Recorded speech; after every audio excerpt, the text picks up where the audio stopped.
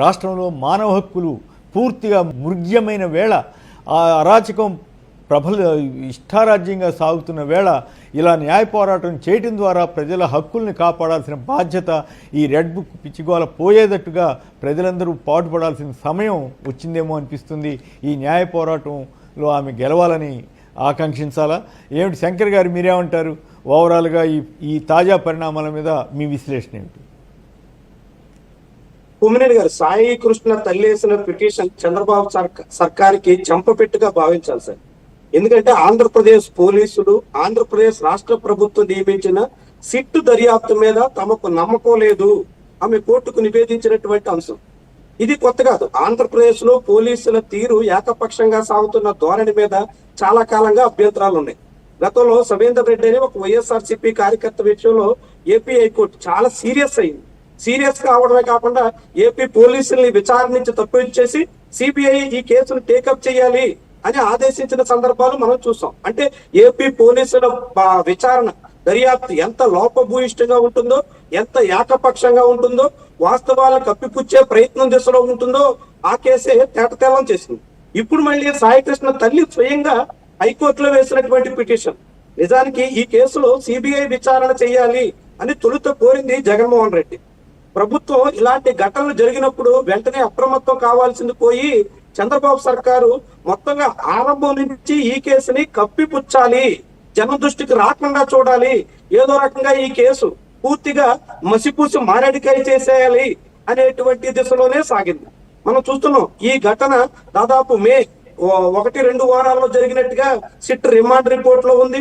మే 3వ వారంలో 4వ వారంలో తల్లి రోడ్డెక్కి ఆందోళన చేసింది.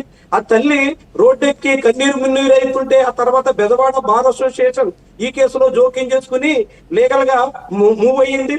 ఇలాంటి అనేక దశలు జరుగుతున్నప్పుడు ఒక పోలీస్ స్టేషన్ లో, అది కూడా రాష్ట్ర పరిపాలనా కేంద్రంగా భావించే బెజవాడ నడిబొడ్డులో ఘటన జరిగినప్పుడు వెంటనే అప్రమత్తమై ఈ కేసులో అలాంటి పరిణామాలు ఉద్భవించినప్పుడు వెంటనే దర్యాప్తుకు ఆదేశించాల్సినటువంటి ప్రభుత్వం చీమ కుట్టినట్టు కూడా లేకుండా, నిమ్మకు నీరెత్తినట్టుగా వ్యవహరించి తమకు సంబంధం లేదన్నట్టుగా సాగింది. ఎంత దాకా అంటే జూన్ 15వ తారీఖున ఈ case habeas corpus petition AP హైకోర్టులో పిటిషన్ విచారణకు వచ్చినప్పుడు కూడా అసలు సాయికృష్ణ తమ పరిధిలో లేడు, పోలీసుల కస్టడీలో లేడు అని కూడా హైకోర్టుకి తప్పుడు సమాచారం ఇచ్చినటువంటి పరిస్థితి మనం చూసాం. అంటే రాష్ట్ర ఉన్నత న్యాయ వ్యవస్థను కూడా పక్కదారి పట్టించేలా, మొత్తం రాష్ట్ర ప్రజల్ని నయవంచనకు గురి చేసేలా పోలీసుల రిపోర్ట్ ఉంది. ప్రభుత్వం తరఫున వాదించినటువంటి ఏజీ కోర్టుకి నివేదించినటువంటి అంశం కనిపిస్తుంది. అంటే ఏ తీరున ఈ కేసుని పూర్తిగా తొక్కివేయాలని, అసలు బయటికి రాకూడదని ప్రభుత్వం ప్రయత్నించిందో మనం చూసాం. చివరికి జూన్ 18వ తారీఖున జగన్మోహన్ రెడ్డి కృష్ణలంకలో బాధిత కుటుంబాన్ని పరామర్శించిన తర్వాత జూన్ 19వ తారీఖున కేసు రిజిస్టర్ చేశారు. ఆ తర్వాత సిఐ నాగరాజ్ని ఎందుకు అరెస్ట్ చేయరని జగన్మోహన్ రెడ్డి డిమాండ్ చేయగానే జూన్ 23వ తారీఖున అరెస్ట్ కూడా పూనుకున్నారు. అరెస్టు చేసిన తర్వాత కూడా ఈ కేసుని సమగ్రంగా దర్యాప్తు చేసి కారకులు ఎవరెవరు అన్న దాని మీద లోతుల్లోకి వెళ్తున్నారా అంటే లేదు. మొత్తంగా సీసీ ఫుటేజ్ మాయమైందని, శవం కూడా ఇంకా ఆచూకీ దొరకలేదని, ఇలా మొత్తంగా కేసుని చాలా చిన్న అంశంగా మార్చేసి అసలు ఈ కేసులో లోతుల్లోకి వెళ్లకుండా, అసలు కారకులు బయటకు రాకుండా కప్పిపుచ్చాలనేటువంటి ప్రయత్నం చాలా పెద్ద స్థాయిలో ఉంది. అసలు ఎందుకు ప్రభుత్వం ఇదంతా చేస్తుంది అంటే ఈ కేసులో చాలా పెద్ద తలకాయలు ఉన్నాయని, ఒక ఎంపీ లెవెల్లో సుపారీ ఇచ్చి మర్డర్ చేసేటంత వరకు ప్రయత్నం కూడా జరిగిందని, ఒక చాలా పెద్ద ల్యాండ్ సెటిల్మెంట్ విషయంలో సాయికృష్ణని పూర్తిగా లేకుండా చేసేయాలనే దానికి ప్రయత్నం చేస్తారని అనేక రకాల కథనాలు వస్తున్నాయి. వాటన్నిటిని వెలికి తీయాల్సింది పోయి సీసీ ఫుటేజ్ మాయం చేశారు. సీసీ ఫుటేజ్ మాయం చేస్తే ఆ సీసీ ఫుటేజ్ తొలగించేదానికి కమిషనర్ డీజీపీ ఆఫీస్ లో బ్యాకప్ ఉంటుందనేటువంటి విషయాన్ని కూడా ఎందుకు వెల్లడించలేదు, సిట్టు ఆ లోతుల్లోకి ఎందుకు వెళ్ళడం లేదు, ఇలాంటి అనేక అనుమానాలు ఉన్నాయి. దాంతో ఇప్పుడు సాయికృష్ణ తల్లి బయటకు వచ్చి సిబిఐ విచారణ కోరాల్సిన పరిస్థితి వచ్చింది. తొలుత అదే తల్లి విజయవాడ కోర్టులో జ్యుడిషియల్ ఎంక్వైరీ కావాలి అని పిటిషన్ వేశారు. అలాంటి బాధితురాలు ఇప్పుడు నేరుగా సిబిఐ ఎంక్వైరీ కోరుతున్నారంటే ఎంతగా ఈ ప్రభుత్వం తీరు లోపభూయిష్టంగా ఉందో. ఈ మొత్తం ఎపిసోడ్ ఒక lock up death, custodial torture చేసి ఒక మనిషి ప్రాణం తీసేస్తే, ప్రాణం తీసేయడమే కాదు అసలు గతంలో డెడ్ బాడీ డోర్ డెలివరీ అని మాట్లాడినటువంటి వాళ్ళు ఇప్పుడు అసలు నో డెలివరీ, డెలివరీయే లేదు, డెడ్ బాడీ ఏమైందో తెలియదు, మొత్తంగా బూడిచ్చేసి కృష్ణా నదిలో కలిపేశారనేటువంటి వరకు వెళ్ళింది. ఇప్పుడు ఎన్హెచ్ఆర్సీ ఇందులో జోక్యం చేసుకుని ఆ డెడ్ బాడీకి సంబంధించినటువంటి బూడిదైనా వెలికి తీయండి, అది ఎక్కడుందో దాన్నైనా తీసుకురండి అని చెప్పాల్సినటువంటి పరిస్థితి వచ్చిందంటే ఎంతటి స్థితిలో మన రాష్ట్ర పోలీస్ యంత్రాంగం ఉందో ఇప్పటికే మనం మాట్లాడుకుంటున్నాం.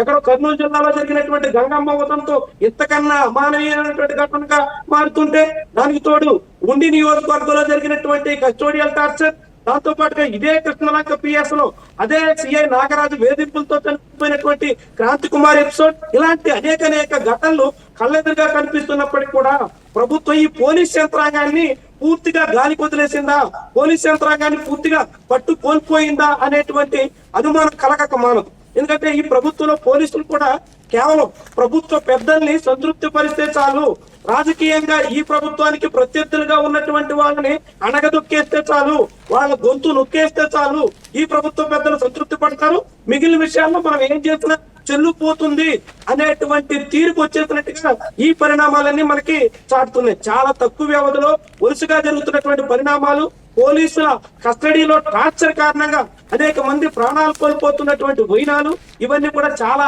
ప్రమాదకరమైనటువంటి పోకడ. రాష్ట్రంలో మొత్తం మానవ హక్కుల ఉల్లంఘన ఎంత యథేచ్ఛగా సాగుతుందో, అంతటి తీవ్ర పరిణామాలు ఉన్నప్పటికీ ప్రభుత్వం పూర్తిగా కళ్ళప్పగించి చూడటం తప్ప ఎక్కడ కట్టడి చేయలేనటువంటి పరిస్థితికి వచ్చేసిందో, ఇది రాష్ట్రంలో పోలీసింగ్ అన్నది అదుపు తప్పినటువంటి తీరుకి అర్థం పడుతుంది. ఇది చంద్రబాబు పాలనా సామర్థ్యానికి ప్రశ్నార్థకంగా మారుతుంది. ఆయన ఎంత అసమర్థతతో పరిపాలిస్తున్నారో మనందరికీ చాటుతుంది. ఇలాంటి ఘటన జరుగుతుంటే చాలా మంది పాపం హోంమంత్రి వంగల్పూడి అయితే ఏం చేస్తున్నారు, ఇది హోంమంత్రి వైఫల్యం అన్నట్టుగా మాట్లాడుతున్నారు. కానీ నిజానికి లా అండ్ ఆర్డర్ సీఎం దగ్గర ఉంది, చంద్రబాబు దగ్గర ఉంది. లా అండ్ ఆర్డర్ వైఫల్యం అంతా చంద్రబాబు బాధ్యత వహించాల్సి ఉంటుంది. ఇలా పోలీసులు చెలరేగిపోతుంటే ప్రజల ప్రాణాలు తీసేటువంటి పరిస్థితి, రక్షక భటులు కాస్త భక్షక భటులుగా మారి మొత్తంగా ఒకప్పుడు సుప్రీంకోర్టు వ్యాఖ్యానించినట్టుగా ఒక లీగల్ రౌడీలుగా గోండాలుగా మారిపోయినట్టుగా పరిస్థితి కనిపిస్తుంటే, ఇది ఆంధ్రప్రదేశ్ లో ప్రజల ప్రాణాలకి ఏ మాత్రం రక్షణ లేదనేటువంటి తీరును చాటుతోంది. దీని మీద ఇప్పటికైనా కోర్టు స్పందిస్తే, సిబిఐ ఎంక్వైరీ చేస్తే బాధిత కుటుంబానికి న్యాయం జరుగుతుంది. రాష్ట్రంలో ఇలాంటి ఘటనలన్నీ నియంత్రించడానికి అవకాశం ఉంటుంది. లేదంటే తప్పు చేసినటువంటి వాడికే మళ్ళీ మీరే దర్యాప్తు చేయండి, మీరే నిందితులు ఎవరో తేల్చండి అంటే ఆ విచారణ ఎలా సాగుతుందో మనందరికీ తెలుసు. ఇప్పటికే అలాంటి విచారణ పూర్తిగా పక్కదారి పట్టించేటువంటి తీరున ఒక సిఐ కాకుంటే ఆయనకి సన్నిహితులుగా మెలిగినటువంటి ఇద్దరు హెడ్ కానిస్టేబుల్, వీళ్ళు కాకుంటే ప్రైవేట్ గా సిఐ స్నేహితుడు ఒకరు ఇందులో ఉన్నారనేటువంటి పేరుతో ఈ మొత్తం ఎపిసోడ్ ని మసిపూసి మారేడికాయ చేసేటువంటి ప్రయత్నాలు అయితే ఉన్నారు. సిట్టు నాగరాజు రిమాండ్ రిపోర్ట్ లో చాలా క్లియర్ గా పేర్కొంది. మే 2వ వారంలో సాయి కృష్ణని చంపేసిన తర్వాత అదే కృష్ణలంక పిఎస్ లో డెడ్ బాడీని ఎస్ఐ చూసినట్టుగా కూడా పేర్కొన్నారు. మరి ఎస్ఐ డెడ్ బాడీ చూసారంటే ఆ సమాచారం ఉన్నతాధికారులకి చేరదా? ఉన్నతాధికారులకు చేరిందంటే ప్రభుత్వ పెద్దల దగ్గర ఉండదా? ప్రభుత్వ పెద్దల దగ్గర సమాచారం ఉన్నప్పటికీ ఇలా మొత్తం రాష్ట్ర యంత్రాంగాన్ని, ప్రజల్ని, ఆఖరికి ఉన్నత న్యాయస్థానాన్ని కూడా డైవర్ట్ చేసేటువంటి రీతిలో పక్కదారి పట్టించేటువంటి ప్రయత్నానికి పూనుకున్నటువంటి ఈ మొత్తం తంతు మీద కూడా విచారణ చేయాల్సి ఉంటుంది. ఎన్హెచ్ఆర్సీతో పాటుగా సిబిఐ రంగంలోకి దిగి మొత్తం లోతుల్లోకి వెళ్ళి అసలు కారణాలేంటి, ఒక రౌడీ షీటర్ తన పని మొత్తం మానుకుని ఎక్కడో మార్కాపురంలో తలదాచుకుని అక్కడ జొమాటో డోర్ డెలివరీ బాయ్ గా ఒక గిగ్ వర్కర్ గా పనిచేసుకుంటుంటే అతని ప్రాణాలు తీయాల్సిన అవసరం ఎందుకు వచ్చింది అనేటువంటి విషయం మీద అసలు కారణాలు వెలికి తీస్తే మాత్రమే ఇలాంటివి కట్టడి చేయడానికి అవకాశం ఉంటుంది. కాబట్టి ఆ పూర్తి లోతుల్లో ప్రయత్నం జరగాలని, అందుకు సిబిఐ రంగంలోకి రావాలని, అందుకు తగ్గట్టుగా హైకోర్టు ఆదేశాలు ఇస్తుందని ఆశిద్దాం. 9 రైట్. శేఖర్ గారు తాజా పరిణామం మీద ఎన్హెచ్ఆర్సీ కానీ ఆవిడ తల్లి మొదట సంతృప్తి చెందిందనేటువంటి వార్తలు వచ్చాయి. కానీ ఇప్పుడు వారు సిబిఐ దర్యాప్తు కోరడం, ఇక్కడ కూడా ఒక విషయం ఏంటంటే సిబిఐ దర్యాప్తు కోరినా మళ్ళీ అది కూడా నిష్పక్షపాతంగా జరిగేలాగా అక్కడ వ్యవస్థ పనిచేయాల్సిన అవసరం ఉంది. సో ఓవరాల్గా దీని మీద మీ అభిప్రాయం చెప్పండి. సాయి కృష్ణ ఏదైతే ఉదంతం గురించి మొదటి నుంచి ఈ రోజు వరకు జరిగినటువంటి పరిణామాలన్నింటినీ కూడా శంకర్ గారు స్పష్టంగా వివరించారు సార్. కాకపోతే నేను మళ్ళీ ఆ అంశాల జోలికి వెళ్లకుండా సాయి కృష్ణ తల్లి గారు నిన్న మీరు మాట్లాడినట్టుగా సిబిఐ ఎంక్వైరీ కోరడంతో పాటుగా దాన్ని హైకోర్టు పర్యవేక్షణలో జరగాలి అని చెప్పి కోరడం మాత్రం శుభ పరిణామం సార్. మేము మొదటి నుంచి వైఎస్ఆర్ కాంగ్రెస్ పార్టీ తరఫున కోరుకునేది ఒకటే సార్, ఎవరైతే చంపివేశారో, ఎవరైతే శవాన్ని మాయం చేశారో వాళ్ళే దర్యాప్తు చేస్తే నిష్పక్షపాతంగా ఎలా కొనసాగుతుంది, అసలు దోషులు బయటకు ఎలా వస్తారు, నిజానిజాలు బయటకు ఎలా తెలుస్తాయి. కాబట్టి సిబిఐ ఎంక్వైరీ కావాలి అని చెప్పి మొదటి రోజు నుంచి వైఎస్ఆర్ కాంగ్రెస్ పార్టీ ఫైట్ చేస్తూనే ఉంది సార్. సో చంద్రబాబు నాయుడు గారు ఆవిడ తల్లి విజయలక్ష్మి గారిని పిలిపించుకొని మేము న్యాయం చేస్తామని చెప్పి, ఏం న్యాయం చేస్తారో అని చెప్పారో నాకు తెలియదు సార్. సాయి కృష్ణని తెచ్చిస్తారా, లేకపోతే సాయి కృష్ణ శవాన్ని తెచ్చిస్తారా, లేకపోతే కనీసం ఆయన బూడిదైనా తెచ్చిస్తారా, ఏం న్యాయం చేస్తా అని చెప్పారో తెలియదు. కానీ ఆవిడ బయటకు వచ్చి చంద్రబాబు నాయుడు గారి మీద మాకు నమ్మకం ఉంది, దర్యాప్తు చేస్తా అని చెప్పారు, నిందితుల్ని దోషులను ఎవరైతే ఉన్నారో శిక్షిస్తా అని చెప్పారు అని చెప్పి మీడియా ముందు మాట్లాడిన తల్లి వారం తిరగకుండానే మళ్ళీ బయటకు వచ్చి ఇదే ప్రభుత్వం మీద, ఇదే పోలీసుల మీద మాకు నమ్మకం లేదు, సిబిఐ ఎంక్వైరీ చేయించండి, హైకోర్టు ఆధ్వర్యంలో ఎంక్వైరీ చేయించండి అంటే కేసు ఎంతలా నిర్వీర్యం చేసే దిశగా దర్యాప్తు కొనసాగుతుంది అనే విషయానికి సాక్ష్యమే ఆవిడ యొక్క ఈ రోజు హైకోర్టుని ఆవిడ ఆశ్రయించడం సార్. ఎంత దుర్మార్గం సార్. సీసీ ఫుటేజ్ ప్రభుత్వ పెద్దలు ఎవరైతే ఉన్నారో, డీజీపీ స్థాయి వ్యక్తులు, అదేవిధంగా కమిషనర్ స్థాయి వ్యక్తుల పర్మిషన్ లేకుండా సీసీ ఫుటేజ్ డిలీట్ చేయడం కుదురుతుందా? శవం ఏదైతే ఉందో ఎస్ఐ చూసినటువంటి శవం పై అధికారులకు తెలియకుండానే దహనం చేయబడుతుందా?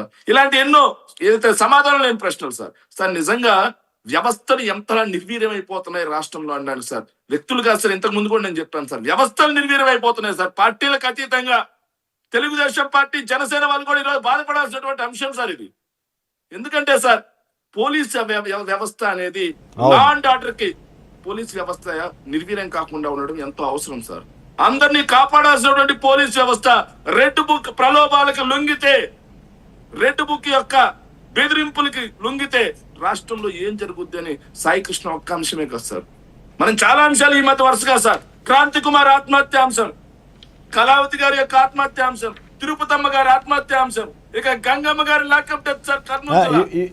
ఇవాళ మళ్ళీ ఒకటి వచ్చింది కదా, ఏదో దళిత యువకుడు గురించి కూడా ఇంకో వార్త కూడా వచ్చింది ఇవాళ. నవీన్ కుమార్ సార్, పశ్చిమ గోదావరి జిల్లా ఉండి మండలం పాండవ గ్రామానికి చెందిన దళిత యువకుడు నవీన్ కుమార్, వాళ్ళ తల్లి ఎక్కడో కువైట్ లో ఉంటుందంట సార్. సిఐ కాళీచరణ్ యొక్క వేధింపులు తట్టుకోలేక 50 నిమిషాల పాటు వాళ్ళ తల్లికి ఫోన్ లో చెప్పి ఆవేదన వ్యక్తం చేసి ఆత్మహత్య చేసుకున్నాడు సార్. సార్ అక్కడ తాగట్లేదు సార్, రాష్ట్ర వ్యాప్తంగా మీరు ఒక్క చోట అవుతున్నారు సార్. రెడ్ బుక్ అనే ఒక అరాచక శక్తి రాజ్యం ఏదైతే ఎలా ఉంటుందంటే పోలీసులు కాదు చెప్పారు సార్. సార్ మా సొంత నియోజకవర్గం సార్, ఉదయగిరి నియోజకవర్గం వరికుంటపాడు మండలం గణేశ్వరపురానికి చెందినటువంటి రవి అనే కుర్రాడి మీద ఈ ప్రభుత్వం వచ్చిన తర్వాత రౌడీ షీట్ పెట్టి వేరే మండలంలో సార్, మొన్నటికి మొన్న స్థానిక సంస్థల ఎన్నికలు వస్తున్నాయి, ఆ కుర్రాడు గట్టిగా పనిచేస్తాడు అని చెప్పేసి అక్కడ వేరే మండలానికి, కొండాపురం మండలానికి చెందినటువంటి ఎస్ఐ కాసుల శ్రీనివాసులు సార్ రవిని తీసుకెళ్లి ఎలా చిత్రహింసలు పెట్టాడు ఒకసారి చూడండి సార్. 3rd డిగ్రీ వేధించి పడేసి చితగ్గొట్టి సార్, మొత్తం కాళ్ళు ఇక్కడ నడుము మొత్తం వాసిపోయింది సార్. వేధించి చితగ్గొట్టి రోడ్డు మీద పడేస్తారు సార్. అంటే ఈ కుర్రాడు చచ్చిపోతే సార్ అసలు ఎందుకు అరెస్ట్ చేస్తున్నారు, ఎందుకు కొడుతున్నారు? రాష్ట్రంలో మానవ హక్కులు ఉన్నాయా? పోలీసులకి కొట్టే రైట్ ఎవడిచ్చాడు సార్? వైఎస్ఆర్ కాంగ్రెస్ పార్టీ అయితే ఇలా కొట్టి చంపేస్తారా పోలీసులు? పరిస్థితి క్లోజ్ చేయండి సార్. రాష్ట్రంలో ప్రజాస్వామ్యం చచ్చిపోయింది సార్. ఈరోజు రాష్ట్రంలో మానవ హక్కులు చచ్చిపోయాయి సార్. రాష్ట్రంలో ప్రాథమిక హక్కులకి భంగం వాటిల్లింది సార్.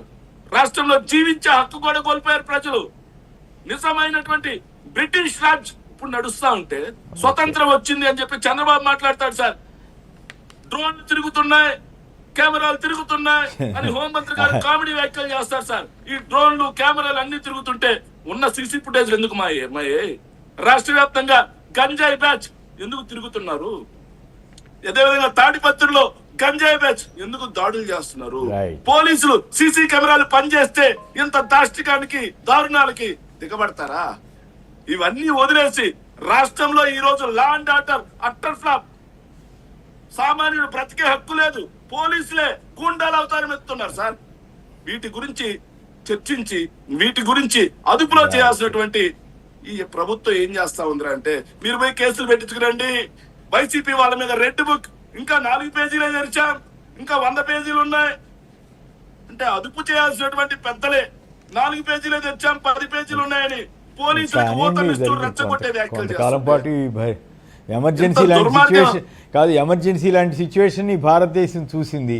ఇప్పుడు అంతగా సార్, అదే పార్టీ నుంచి చంద్రబాబు గారు సార్, వచ్చిండొచ్చు కానీ ఆ ఇది తర్వాత అప్రకటిత ఎమర్జెన్సీ మరి ఇప్పుడు మరి మరో ఎమర్జెన్సీ లాగా నడపదలుచుకుంటే ఆయన ఇష్టం, ఆయనకున్న సీనియారిటీ దృష్ట్యా ఈ రెడ్ బుక్ గోలా ఇట్లాంటివి వదిలేసి ప్రజాస్వామ్యబద్ధంగా మంచిగా పాలన చేసుకుంటే ఆయనకి మంచి పేరు వస్తుంది. కానీ ఇదేమి గోలా ఇది, ఇటువంటి వాటిల్లో నిజాయితీగా జరిగినట్లుగా పోలీస్ కేసు కనుక అయ్యి ఎవరెవరైతే తప్పు చేశారో వాళ్ళందరి మీద చర్య తీసుకుంటే అప్పుడు ప్రభుత్వానికి ఇవన్నీ వస్తుంది తప్ప దాన్ని కవరప్ చేయాలనేటువంటి ప్రయత్నం కానీ ఇవన్నీ చూస్తే అది మొత్తం వ్యవస్థలకే అది చాలా ప్రమాదకరం.